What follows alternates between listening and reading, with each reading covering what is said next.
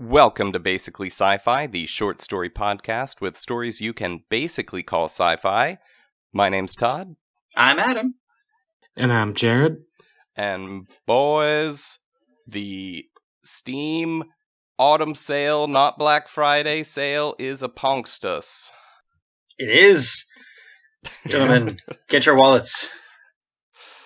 There's a lot of shit out here. I'm actually someone who does not have a backlog. I actually finish all my games that I buy. I don't know if that's entirely true. You buy like a game every week. I know, and I beat it. How do you beat them? Mad gamer skills.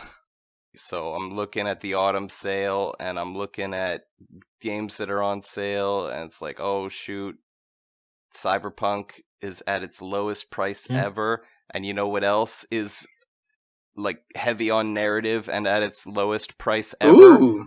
My next story. That's a clunky segue. I love things that are heavy on narrative. That and is. also at a low price. Yeah. Yes.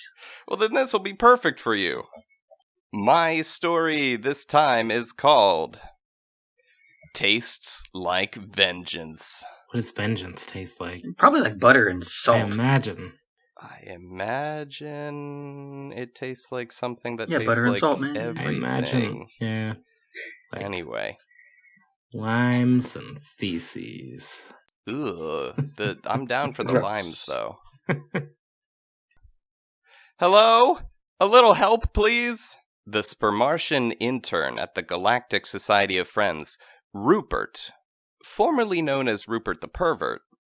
Well, actually, maybe he's still known as Rupert the Pervert. There was supposed to be a vote to reconsider his nickname, but the vote was interrupted by space villains. I'm always gonna vote to keep his nickname the same. Yeah, they got a lot of reasonableness. Yeah, they got a lot of time. Anyway, Rupert the Pervert had awoken a few minutes earlier, still strapped to a hospital stretcher that was parked in front of the rubble of what used to be Goofy's laboratory. The big hole in his stomach, where he'd been punched, had been plugged up with silicone, painted white to match his skin tone, and then stitched to his remaining bits of torso. Having no idea where he was, how his wound was treated, or why it looked like the ruinous aftermath of a Hippalaxian nudist roller derby, Rupert decided to just call out for help and hope for the best. He could turn his head just barely to the side, but couldn't see anyone, though echoing screams of pain and pleasure that could be heard off in the distance, and the occasional explosion were enough to let him know that this place would be the death of him if he stayed much longer. Help me! Someone! Anyone! Though preferably not a woman. I am in need of help, but I'm just letting you know that if I accidentally nut, it'll kill me, because I'm a Spermartian. I don't know if that's common knowledge. My people are working on an informational campaign to get the word out, but we haven't translated it into every language yet. I think translation into Old Rat Speak and Grey Mother Tongue was easy enough, but the Rockmen have like 37 words for cum, so preferably no non-common speaking lady Rockmen, please. Regardless, help! Shut the fuck up! Came a voice echoing from the city. Can you help me? Rupert called back. No, I'm trying to get my murder on over here, and I don't appreciate the ruckus you're making. Okay, sorry. Thank you. Maybe now I could focus on my murdering. Sheesh. Rupert started to tear up, because when one is in a tense situation, panicking and crying always helps. But then he realized that his phone was still in his trouser pocket. Hey, Space Siri? But up. Call Fur. Calling. Before the first tone could finish, Fur, the Hippalaxian intern and Rupert's only friend, answered. Rupert? Is that you? Where are you? Oh, thank goodness you picked up. I'm not quite sure where I am. I'm strapped to what looks like a hospital bed or something, but it's a gosh darn apocalypse out here. Everything's burning, and there's a really tangy, salty smell in the air. That reminds me of my holiday in the City of Dark, But that would mean you're on Vin's pirate ship. Can you come get me? I want to go home, Rupert whimpered. I can't come right now. Why? Pleaded Rupert. Well, me and the gals were planning your funeral. I'm not dead, though! Yeah, but it would be rude of me to call them all together like this and then just bail. Don't worry, though. I'll call a cab and have you picked up. Can you give me a landmark to tell the cabbie?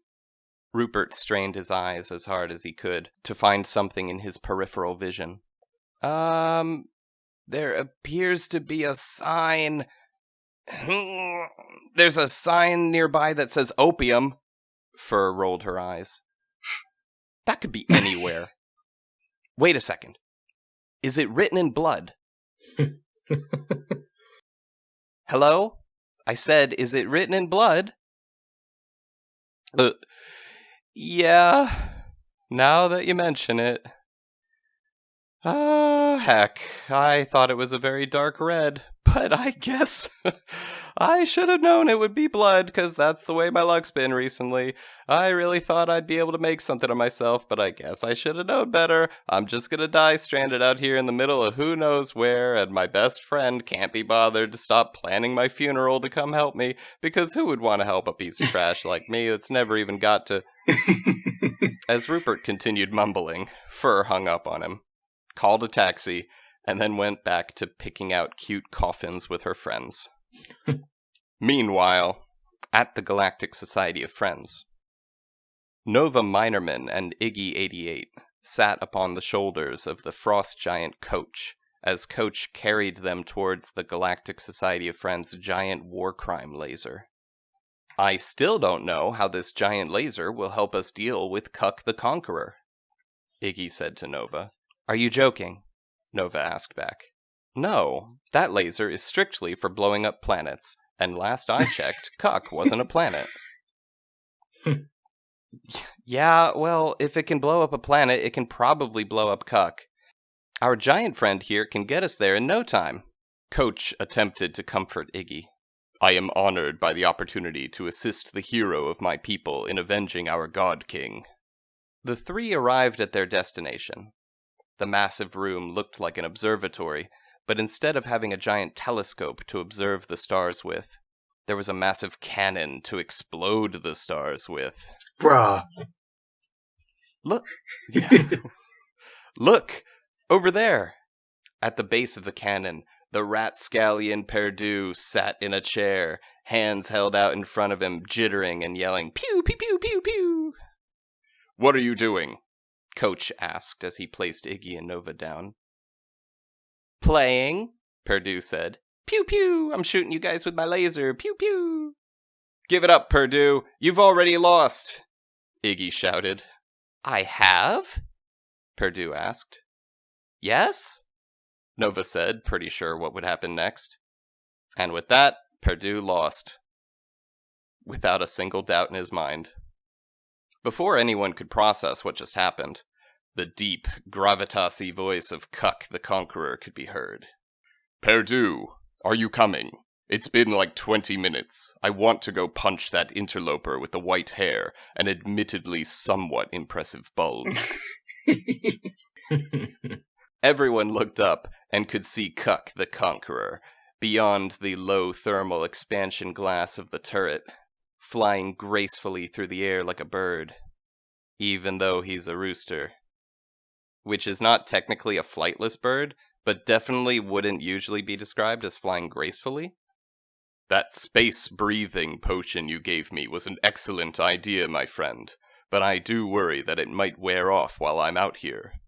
Chillax, bruh, Perdue replied. The potion I gave you should imbue you with space breath for life. Get out here and join me. Let us fly together. Can't do that, dog. I got beat.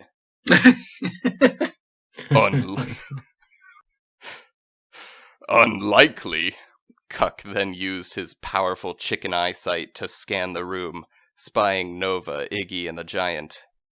It had worked once, so Iggy tried it again. Give it up, Cuck. You've lost. Fuck you, said Cuck. That's the best line I've ever written. They were in a pinch. They had no idea what Cuck's gimmick as a fingered was, and wouldn't be able to land a shot with the Society's planet-destroying laser with Cuck so near and moving so quickly. They needed Cuck to hold still for a few moments, just long enough to aim. Nova thought hard, which was difficult, because she'd had a couple drinks on the ride from the port to the turret. The ride, by the way, had only been about a minute, since Coach was capable of running at tremendous speed, faster than any of the Society's mobility scooters. Despite the short ride, Nova had managed to pound quite a few drinks, because she didn't want to tell her sponsor, and when you're ashamedly drinking in secret, you often drink way too much. Piercing through Nova's clouded mind came an almost sober thought. What would Aerie do? She realized that Aerie never used his brain, and maybe neither should she, in which case being drunk wouldn't affect her chances of success. And with that, Nova did her best Aerie impression. "Hey, bird thing!" she shouted to Cuck. "We've got your little rat friend, and if you don't want to watch me flay the skin off his underaged nutsack, you'll do exactly as I say." There was a tense moment of silence. "Fuck you!" screamed Cuck as he punched through steel and glass. Anything not bolted to the ground was swept out into space as the air pressure dropped to almost nothing. Coach shielded his two tiny friends with his massive blue giant hands. Iggy activated his magnetized souls and held Nova tightly. Iggy and Coach exchanged a brief nod before Coach flung himself directly at Cuck, and the two began to grapple. Iggy dragged Nova to the laser control room and shut the pressure door behind them. Monitors with aiming reticules and all kinds of sci-fi green lights dotted the room. "I can't make any sense of it," Iggy despaired. "It's all too futuristic." "Chill your tits," Nova said with inebriated calm, her eyes flickering from monitor to monitor. "This is just like my dad's Minerman brand mining laser system. Yes, I know this." Nova pulled multiple levers, and her fingers danced upon the control panel. Iggy watched on the monitor as Cuck and Coach grappled, the vacuum of space whipping around the two combatants, pulling them out further into the void. The red targeting reticule of the laser slowly focused on them. "Stop, Nova! You'll kill them both!" "That's the plan. Thank you for your service, Coach." Iggy once again activated the magnetized soles of his feet and stepped back out into the turret. He cupped his hands and shouted, "Coach, let go! Nova's going to fire the laser!" Damn it, Iggy. Briefly distracted, Coach's eyes darted to where Iggy stood. Sensing his chance, Cuck pulled, ripping loose one of Coach's fingers. He tossed the prodigious digit aside and said, "I'll enjoy ripping you apart, piece by frosty piece, you giant piece of shit." Despite the strength and oxygen quickly fleeing his body, Coach snarled and said, "Your breath smells like piss." Cuck flinched.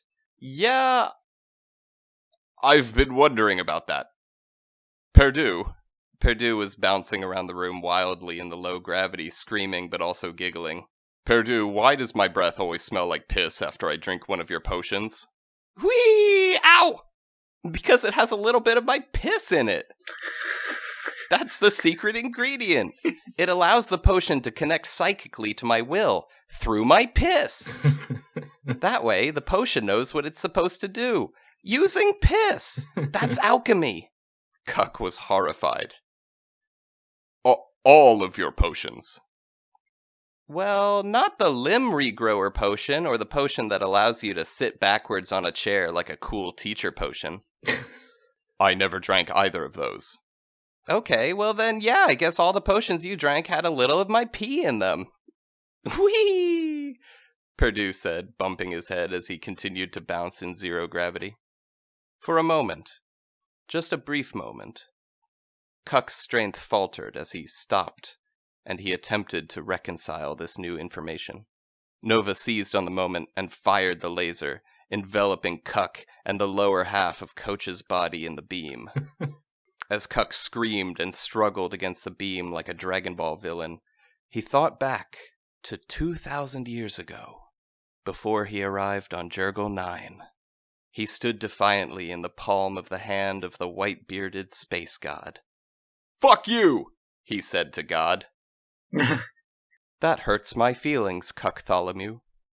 "Fuck your feelings. Facts don't care about your feelings. And the fact is, I'm not bound down to you or anyone." "So you wish to no longer have the ability to feel?" "Like I said, I'm a stone-cold killer chicken. I don't feel shit." "Very well. It shall be as you say." Back in the present, the planet destroyer laser slowed and finally stopped. Cuck and Coach's lower half were nowhere to be seen. Blood drained quickly from Coach, and his skin turned paler blue. He rotated to look back at Iggy-88 and flexed 4 times. With a nod, Iggy flexed back and gave a thumbs up. "Yeah, I promise, Coach." The end. Right. Hold on. Post-credit scene. Cuck awoke hours later on the surface of an unknown planet. His mind raced back to the battle before and realized that he'd lost. And that he had stinky pea breath. He tried to open his eyes, but he couldn't see. He tried to stand, but his body wouldn't move. Despite not being able to feel pain, the damage to his body must have been too great. Slowly, he noticed the smell of fire, and then he noticed a small sound, sounding as if coming from very far away. Lips smacking, teeth grinding, and flesh tearing. He tried to scream, but no sound came. The end. Again. Nice. Ooh. That's- Lips Sounds smacking, good, teeth yeah. grinding. Yep. Can you remind me where Ari is right now? Ari is back on the New Australia. Oh, right, with He, with- yeah, Goofy. with Goofy. Yup. Okay. Yeah. So right now, yeah, there's 2 battles going on. There's on the, or there, that one just finished, I guess. The New Australia, the planet ship where all the pirates are. Mm-hmm. And then Yeah. back on the Galactic Society of Friends, that's Yeah. where this story was. Yeah. And Rupert is in the City of Dark. And Rupert is in Dark, which is on the New Australia, because Vin liked it, so Oh. he glued it onto his ship. Okay. Oh god, that would mean that the City of Light is just gonna float off into space and fall apart.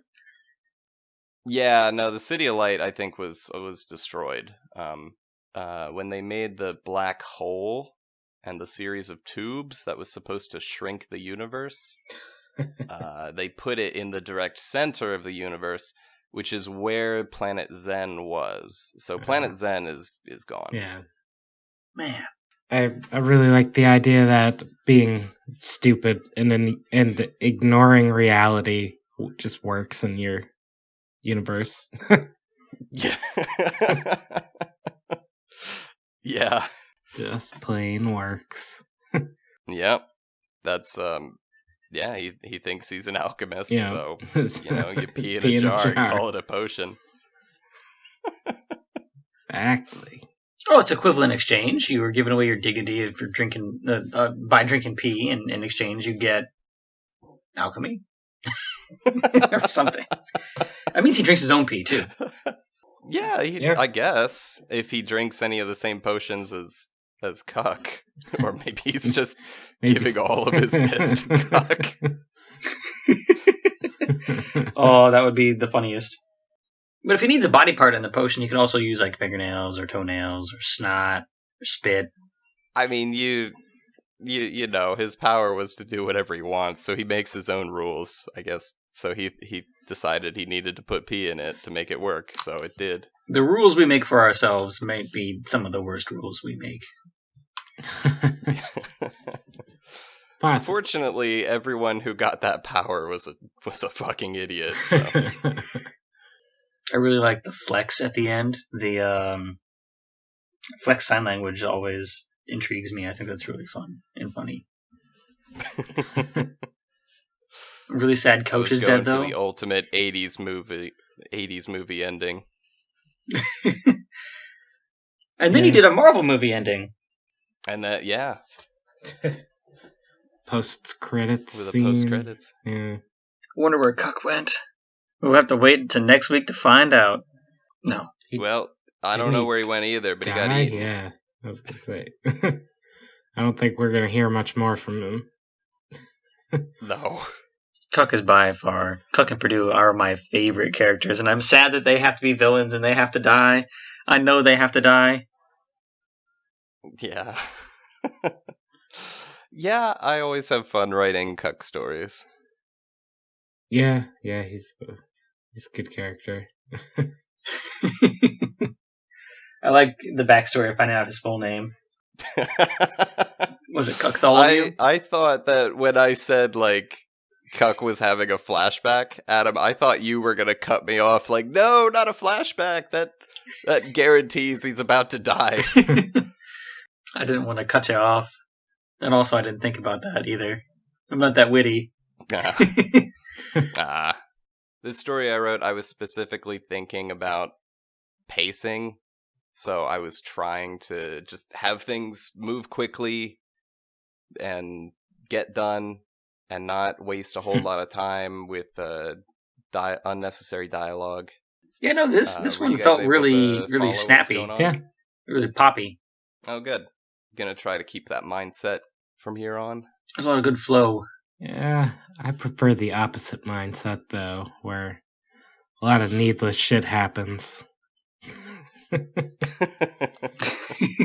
I like that in like a one-off where just everything can be a joke, but I'm like on part I don't know what, where I haven't had like a one-off episode.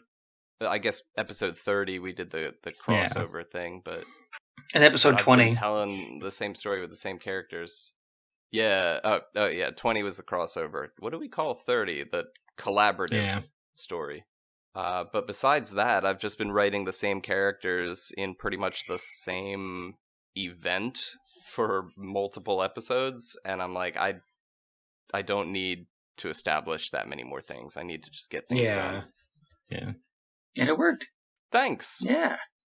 That was good. I was pretty happy with this one when I finished it. Thanks. We also benefit a lot from having the different locations they're already in really built up. So, like, we can clearly picture them in our minds without, like, because it's installment like 32 or something. So something. Yeah. So, like, we know what the City of Dark looks like now, and we know what the Society of Friends looks like, and we know what Coach looks like. So you do get the benefit of skipping all that stuff and just jumping straight into dialogue, which is always fun. Yeah, I had a lot of fun writing that one. So thanks, guys, for listening. Next time we will have a story from Adam. Yeah, that story will also be called on YouTube. That one will also be called Story 32, because we always go in order. So this was my 30-second story. And this will be Adam's 30-second story as well. Yes! That works. Technically, I've written 32 stories anyway.